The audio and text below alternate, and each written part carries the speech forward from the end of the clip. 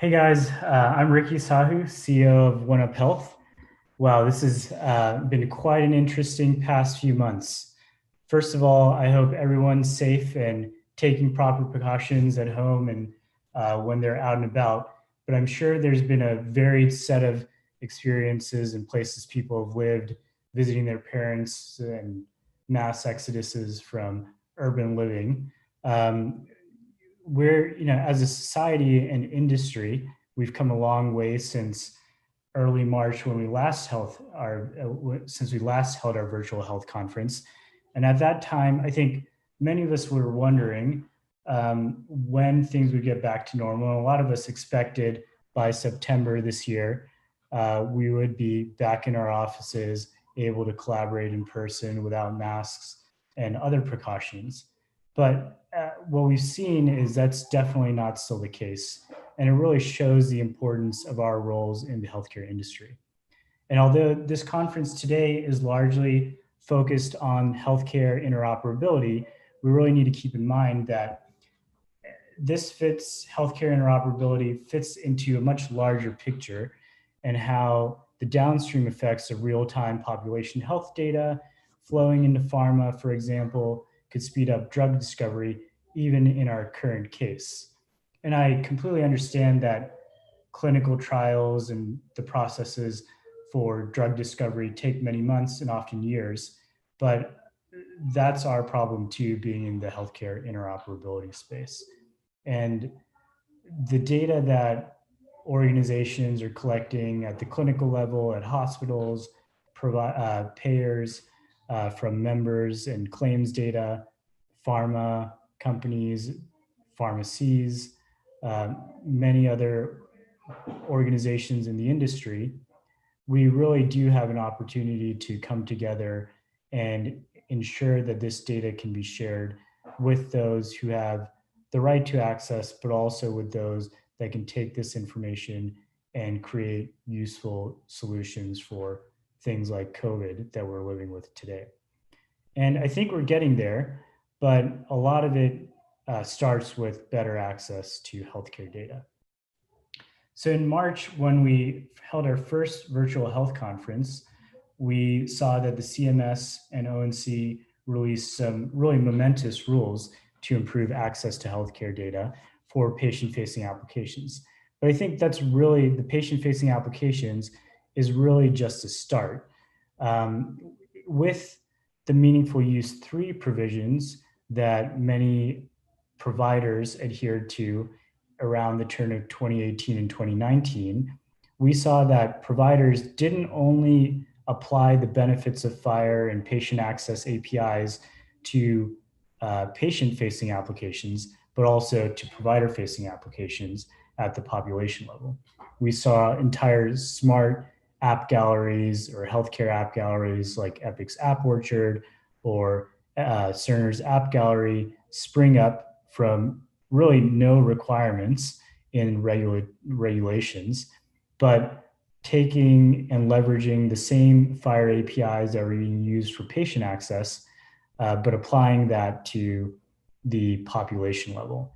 And now those organizations and hundreds of app developers are building hundreds of healthcare apps, not just for members to use on their phones or for their own personal well-being, but also for providers and probably in the future payers and pharma companies to interact with this data at the population level.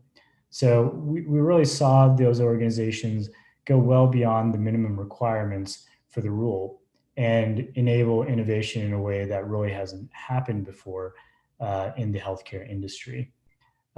Before that, before FHIR and before these APIs were mandated, it was very difficult for third-party apps to integrate with EHRs. And now we can see once you build it, you can kind of rubber stamp this across many different health systems as long as they're adhering to these same APIs. And I believe we'll see the same thing happen in the payer market.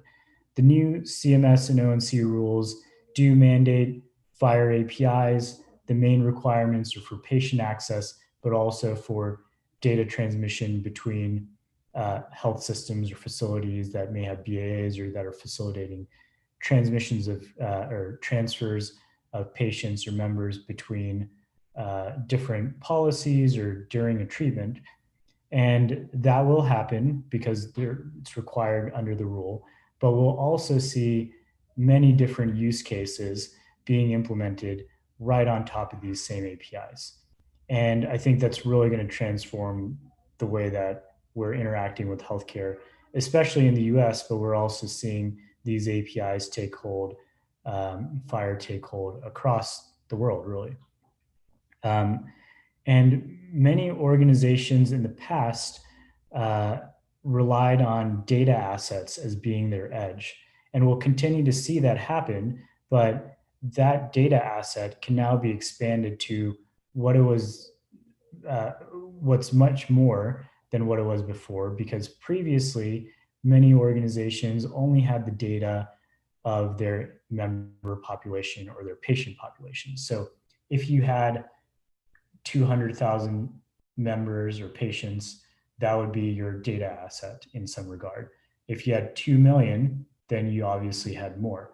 But what we're seeing now is that with interoperability, organizations are going to be able to connect to other systems outside their walls.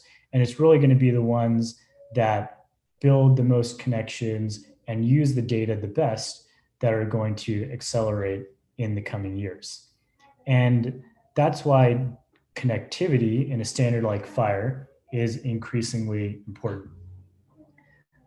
Clinical data, claims data, application data, that'll all be coming together like never before.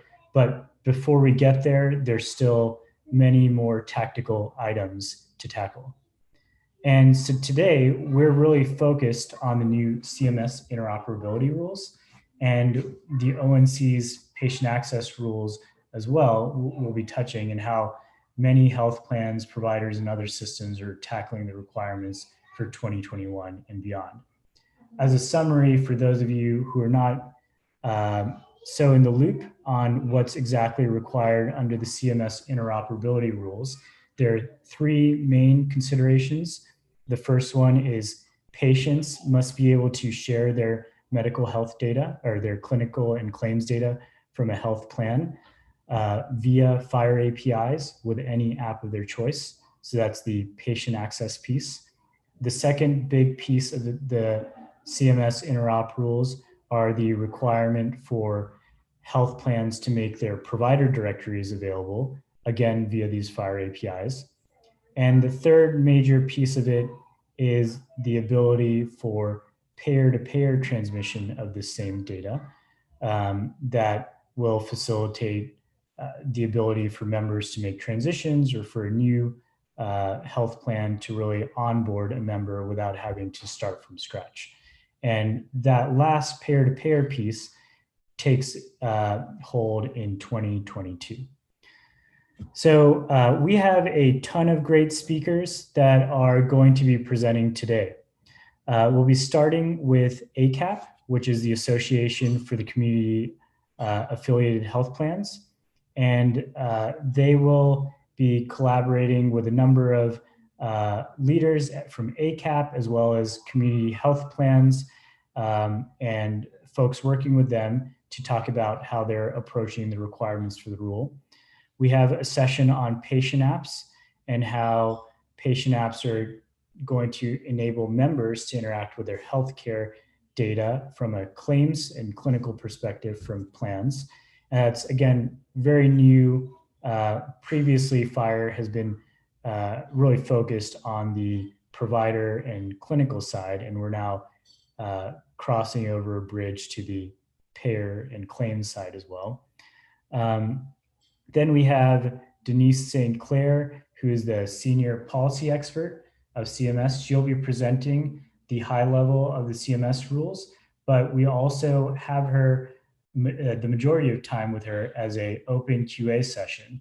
So if you guys have any questions, this is an open mic to post your questions on YouTube. So just push them there, and then we will be continuing to monitor the YouTube channel and make sure that we route those questions to Denise when she kicks off. Deloitte will be talking about the future of healthcare and interoperability. Obviously, these new rules are opening up a lot of gates, and we will see new innovation because new data or workflows are being enabled through these regs.